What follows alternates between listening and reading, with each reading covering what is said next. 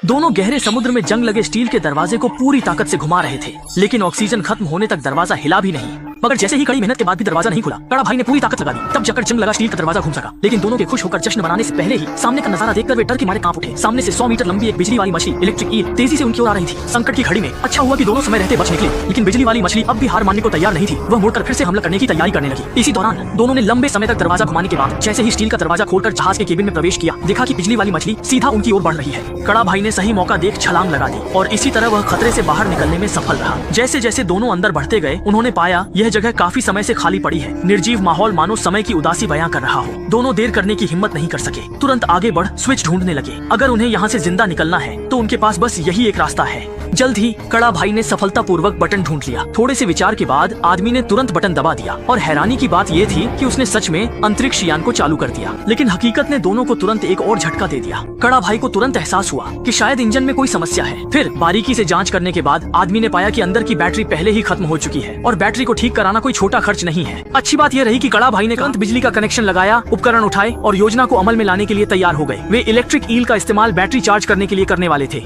जैसे ही छोटा शुआई ने तेज रोशनी से इलेक्ट्रिक ईल को पास बुलाया, बड़ा भाई तुरंत सतर्क हो गया और लक्ष्य की तलाश शुरू कर दी। इसी दौरान इलेक्ट्रिक ईल अचानक नीचे से बाहर निकल आई। यह देखकर आदमी ने तुरंत स्टील का कांटा उठाया और पूरी ताकत से फेंक दिया।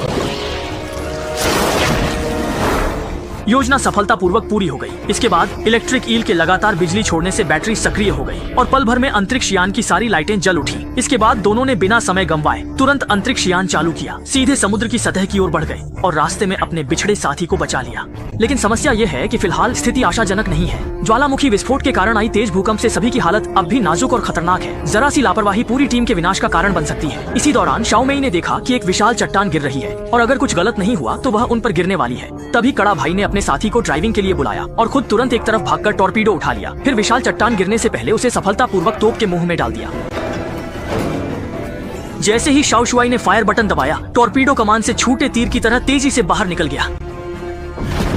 एक जबरदस्त झटके के बाद सभी लोग आखिरकार खतरे से बाहर निकल गए और वहां से भाग निकले। मौत के मुंह से बच निकलने का अनुभव उन्हें यकीन नहीं हो रहा था और वे दिल से जीवन की अनमोलता की सराहना करने लगे। और यह रोमांचक साहसिक यात्रा यहीं समाप्त हो गई।